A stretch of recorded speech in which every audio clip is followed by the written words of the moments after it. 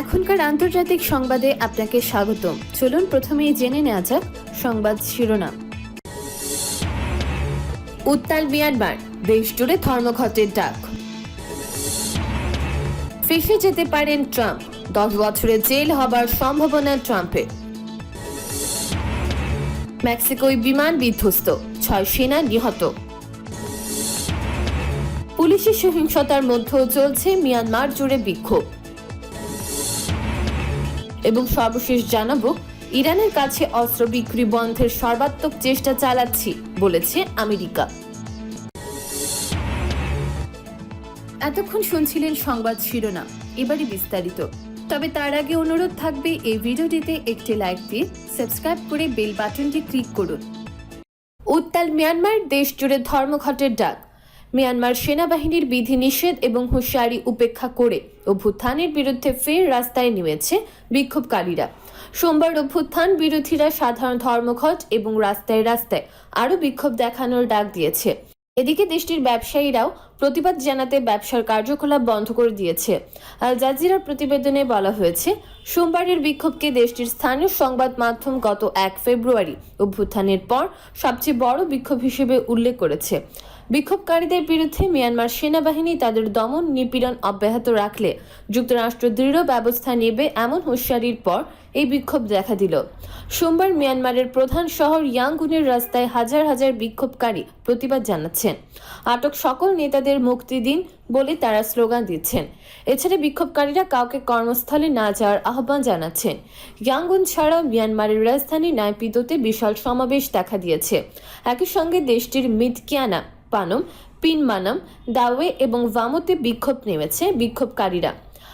Head lying নামে এক বিক্ষোভকারী বার্তা সংস্থা রয়টার্সকে বলেন, তিনি ভীত এবং সোমবারের বিক্ষোভে নামার আগে প্রার্থনা করেছেন, তবে তিনি নিরুৎসাহিত হবেন না। তিনি আরও বলেন, আমরা জান্তা সরকার চাই না, আমরা গণতন্ত্র চাই, আমরা নিজেরাই আমাদের ভবিষ্যৎ গড়তে চাই।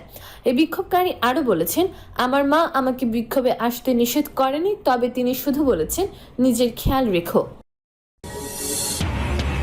ফেঁসে যেতে পারেন ট্রাম্প, 10 বছরের জেল হবার সম্ভাবনা ট্রাম্পের। মার্কিন কংগ্রেসের উচ্চকক্ষ সিনেটর রিপাবলিকান দলের নেতাদের বিচারে পার পেয়ে গেছেন সাবেক মার্কিন প্রেসিডেন্ট ডোনাল্ড ট্রাম্প। তবে আদালতের বিচারে কংগ্রেস ভবনে হামলায় ভূমিকা থাকার বিষয়টি প্রমাণিত হলে ট্রাম্পের 10 বছরের কারাদণ্ড হতে পারে। ক্যাপিটল হিলে হামলা চালাতে নিজের হাজার হাজার সমর্থককে উস্কানি দেওয়ার দায় আমেরিকার আদালতে ট্রাম্পের বিচার শুরু হতে পারে। সিনেটে তাকে অভিশংসন করতে ব্যর্থ হওয়ার পর ট্রাম্পের বিরোধীরা হাত গুটিয়ে বসে নেয়। তারা ক্যাপিটল হিলে হামলার ঘটনা নিয়ে আদালতে যাওয়ার পরিকল্পনা করেছেন। ডিপিএর বিশ্লেষণে বলা হয়েছে, সিনেটে অভিশংসন প্রস্তাবে রিপাবলিকান নেতা মিচ ম্যাককনেল 43 সিনেটর ট্রাম্পের পক্ষে ভোট দিলেও ম্যাককনেল নিজে স্পষ্ট করে বলেছেন, ট্রাম্পের অভিশংসন না হওয়ার অর্থ তার নিরাপরাধ থাকার প্রমাণ নয়। তার এই বক্তব্য থেকে বোঝা যায়, ট্রাম্প যে তার সমর্থকদের কংগ্রেস ভবনে হামলা চালাতে উস্কানি দিয়েছিলেন সে বিষয়টি ম্যাককনেল মেনে নিয়েছেন। মেক্সিকোয় বিমান বিধ্বস্ত, 6 সেনা নিহত। মেক্সিকোর পূর্বাঞ্চল থেকে উড্ডয়ন করা একটি বিমান দুর্ঘটনায় দেশটির 6 জন সেনা সদস্য নিহত হয়েছে। তারা বিমানটিতে করে ভ্রমণ করছিলেন। রোববার প্রতিরক্ষা সচিবালয় কথা জানিয়েছে।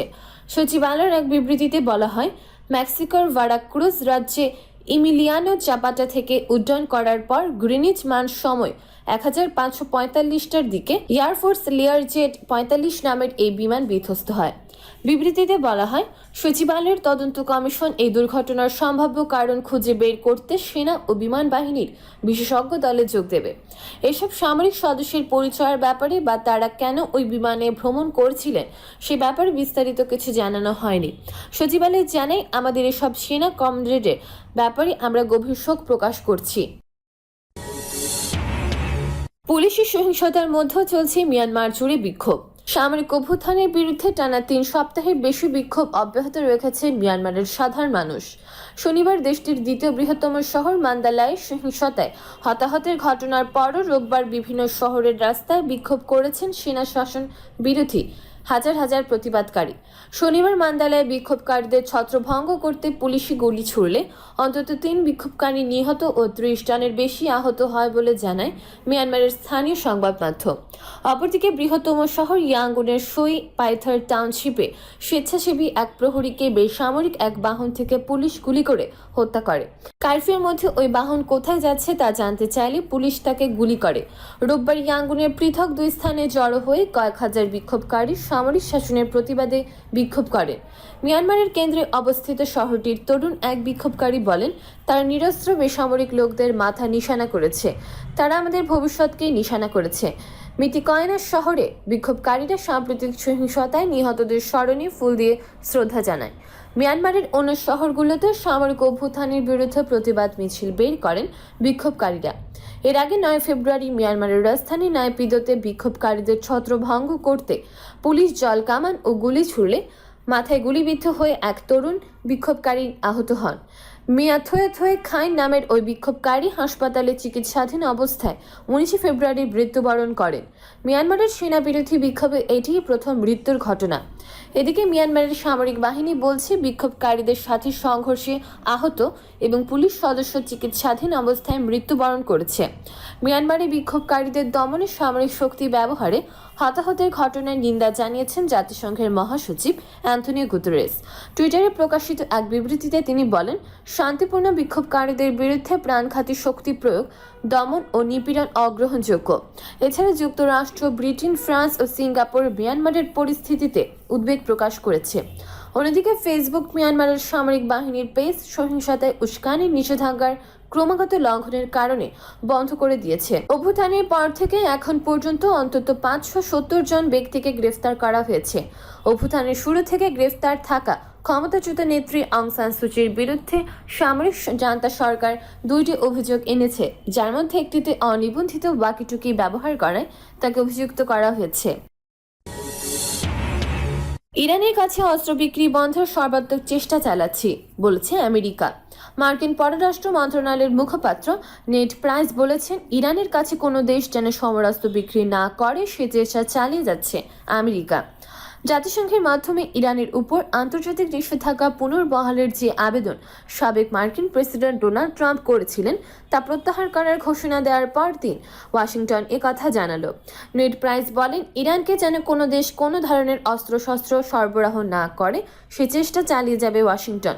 তিনি এমন সময় এই বক্তব্য দিলেন যখন 2015 সালে 6 বিশ্বশক্তির সাথে ইরানের স্বাক্ষরিত পরমাণু সমঝোতার ভিত্তিতে 2020 সালের 18 অক্টোবর তেহরানের উপর থেকে আন্তর্জাতিক অস্ত্র নিষেধাজ্ঞা স্বয়ংক্রিয়ভাবে উঠে গেছে। এদিকে আমেরিকার সাবেক ডোনাল্ড ট্রাম্প প্রশাসন গত বছর আগস্ট মাসে জাতিসংঘের মাধ্যমে ইরানের বিরুদ্ধে অস্ত্র নিষেধাজ্ঞা নবায়ন করতে না পেরে স্ন্যাপব্যাক মেকানিজম চালু করার ঘোষণা দিয়েছিল। তবে জাতিসংঘ নিরাপত্তা পরিষদের অন্য কোনো দেশ এই মেকানিজম চালুর পক্ষে ছিল না। মার্কিন পররাষ্ট্র মন্ত্রণালয়ের এই নয়া মুখপাত্র শনিবার এ সম্পর্কে বলেছেন, স্ন্যাপব্যাক প্রত্যাহার করার মাধ্যমে জাতিসংঘ নিরাপত্তা পরিষদের বাকি সদস্যগুলোর সাথে ইরানের ব্যাপারে নিজের দৃষ্টিভঙ্গিকে কাছাকাছি নিয়ে আসার চেষ্টা করছে ওয়াশিংটন। স্ন্যাপব্যাক মেকানিজম অনুযায়ী পরমাণু সমঝোতায় স্বাক্ষরকারী ইরান ছাড়া অন্য যে কোনো দেশ যদি মনে করে তেহরান এটি মেনে চলছে না, তাহলে ওই দেশ জাতিসংঘ নিরাপত্তা পরিষদে প্রস্তাব উত্থাপন করলে ইরানের উপর জাতিসংঘের সবগুলো নিষেধাজ্ঞা স্বয়ংক্রিয়ভাবে পুনর্বহাল হবে। ভেটো ক্ষমতা প্রয়োগ করে এটিকে আটকানো যাবে না। পরমাণু সমঝোতার মাধ্যমে ওই নিষেধাজ্ঞা স্থগিত রয়েছে। প্রিয় দর্শক, আমাদের এখনকার সংবাদ এই পর্যন্তই।